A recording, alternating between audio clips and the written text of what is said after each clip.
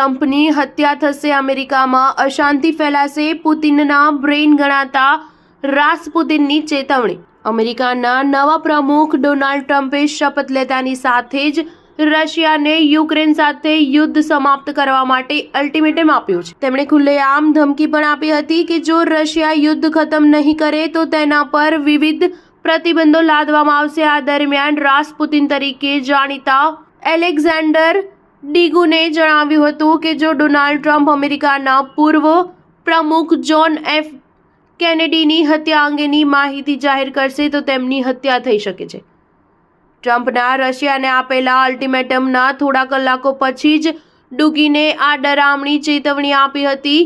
63 વર્ષીય એલેક્ઝાન્ડર ડુગિનને પુતિનના માર્ગદર્શક પણ કહેવામાં આવે છે। તે એક કટ્ટર રશિયન વિચારક છે। તેમણે જણાવ્યું હતું કે અમેરિકાના પૂર્વ પ્રમુખ જોન એફ કેનેડીની હત્યા અંગેના દસ્તાવેજો જાહેર કરવાનો ટ્રમ્પનો નિર્ણય તેમના જીવન માટે ખતરો છે। મને લાગે છે કે ટ્રમ્પ સામે જોરદાર પ્રતિકાર થશે। તેમના પર હત્યાનો પ્રયાસ કરી શકે છે અથવા આતંકવાદી હુમલો થઈ શકે છે। અમેરિકામાં સામાજિક અશાંતિ ફેલાવાની શક્યતા નકારી શકાય નહીં, ભલે તે હજુ શરૂ ન કરી હોય, પરંતુ આ બધું શક્ય છે। એલેક્ઝાન્ડર ડુગિન એ વ્યક્તિ છે જેમની પત્રકાર પુત્રી ડારિયા ડુગિનની વર્ષ 2022માં યુક્રેન દ્વારા હત્યા કરવામાં આવી હતી।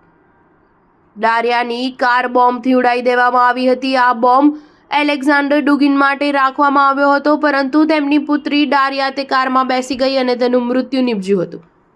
આ હુમલાને પુતિન પર સીધો હુમલો માનવામાં આવતો હતો કારણ કે એલેક્ઝાન્ડર પુતિનની ખૂબ નજીક છે। અમેરિકાના પ્રમુખ ડોનાલ્ડ ટ્રમ્પની આ ટિપ્પણી સાથે લશ્કરી નિષ્ણાતો પણ સહેમત હોવું તેવું લાગે છે। યુરોપમાં યુનાઇટેડ સ્ટેટ્સ આર્મીના કમાન્ડર તરીકે સેવા આપી ચૂકેલા નિવૃત્ત જનરલ બેન હોજેસ પણ માને છે કે રશિયા તબાહીના માર્ગ પર છે। જો તે પોતાની જાત પર કાબૂ નહીં રાખે તો તેનું પતન નિશ્ચિત છે। એટલું જ નહીં, રશિયાની વર્તમાન પરિસ્થિતિને જોતા વિશ્વએ પરમાણુ અરાજકતા માટે તૈયાર રહેવું જોઈએ। સ્ટાર ન્યૂઝ 7 હંમેશા સચ્ચાઈની સાથે।